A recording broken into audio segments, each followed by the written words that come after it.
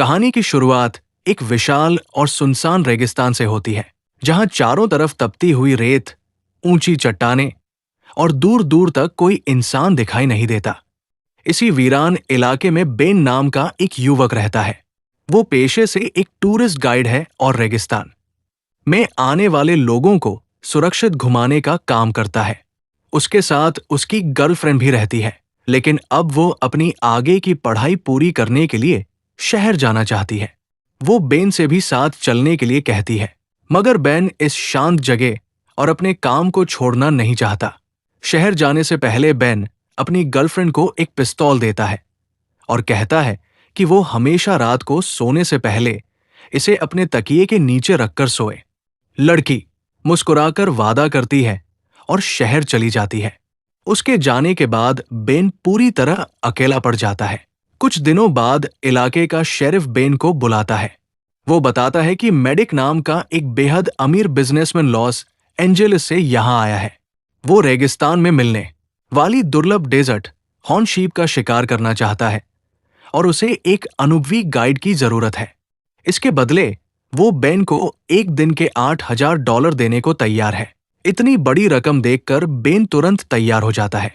दोनों रेगिस्तान के अंदर काफी दूर निकल जाते हैं।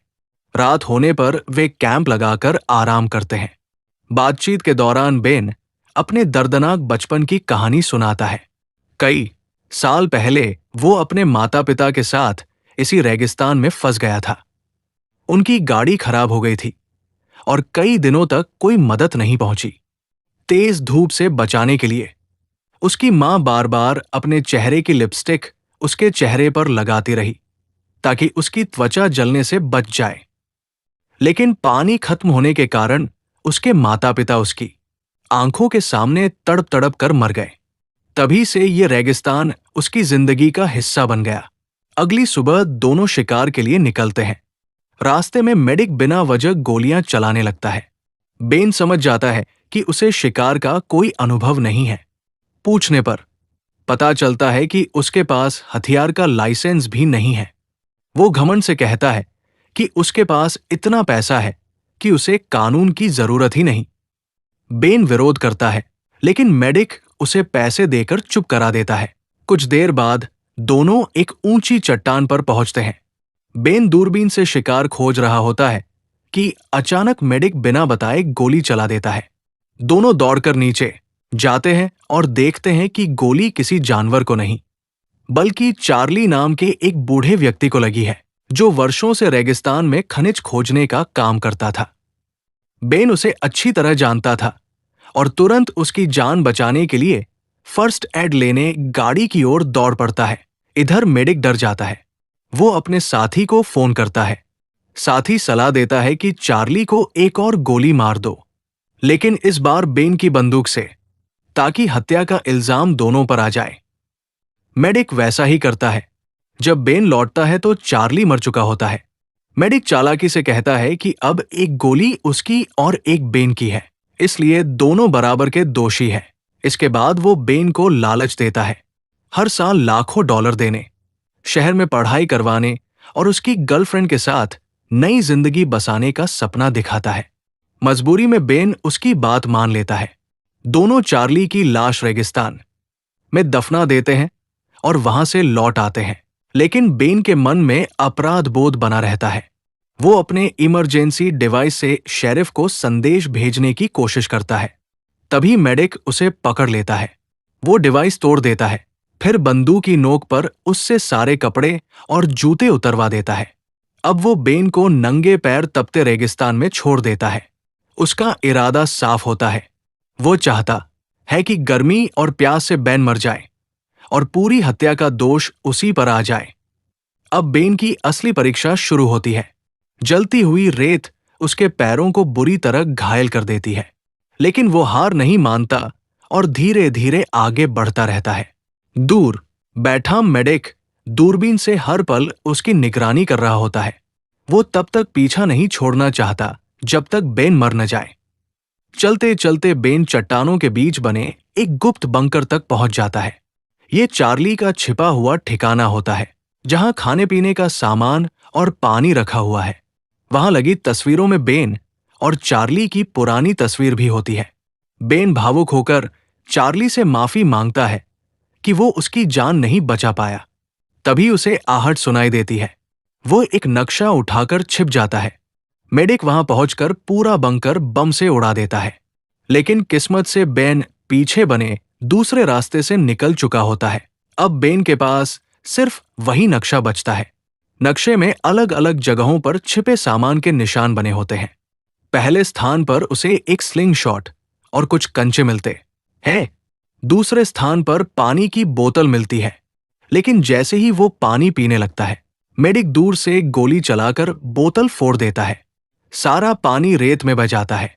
अब बेन फिर से प्यासा रह जाता है। लंबी दूरी तय करते करते बेन पूरी तरह थक जाता है। वो जमीन पर गिरकर मरने का नाटक करता है। मेडिक पास आकर गोलियां चलाकर जांचता है, लेकिन जब बेन नहीं हिलता तो वो उसे मरा हुआ समझकर चला जाता है। मेडिक के जाते ही बेन उठ खड़ा होता है। उसे याद आता है कि पास की एक गुफा में कभी वो अपनी गर्लफ्रेंड के साथ आया करता था, जहां पानी हुआ करता था। वो किसी तरह वहां पहुंच जाता है, लेकिन वहां पानी नहीं मिलता। तभी मेडिक फिर उसे देख लेता है और उस पर लगातार गोलियां चलाता है। बेन किसी तरह गुफा में छिप जाता है। रात होने का इंतजार करते हुए वो मौका देखता है और दूसरी तरफ से बाहर निकल जाता है। इस दौरान वो मेडिक की गाड़ी से अपनी जैकेट भी उठा लेता है, क्योंकि रेगिस्तान में रात बेहद ठंडी होती है। मेडिक को उसकी भनक लग जाती है और वो बम फेंककर उसे मारने की कोशिश करता है, लेकिन इस बार बेन चाल चलता है। वो स्लिंग शॉट से कंचा चलाता है, जो सीधे मेडिक के सिर पर लगता है। जोरदार चोट से मेडिक बेहोश हो जाता है। सुबह जब मेडिक की आंख खुलती है तो वो रस्सियों से बंधा हुआ होता है। बेन उसे उसकी ही गाड़ी में बैठाकर सीधे शेरिफ के पास ले जाता है। वहां वो पूरी सच्चाई बता देता है कि किस तरह मेडिक ने चार्ली की हत्या की और फिर उसे भी मारने की कोशिश की।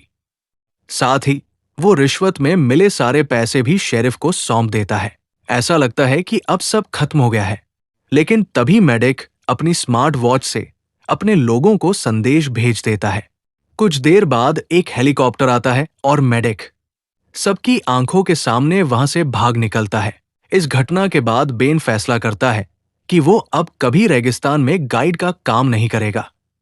वो शहर जाकर अपनी गर्लफ्रेंड से मिलता है और पूरी कहानी सुनाता है। वो वादा करता है कि अब वो हमेशा उसके साथ रहेगा। कुछ समय बाद दोनों अपने घर में आराम से सो रहे होते हैं। अचानक बेन को सपना आता है कि मेडिक उसे मारने आया है।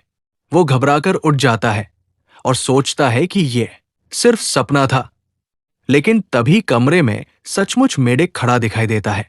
उसके हाथ में बंदूक होती है।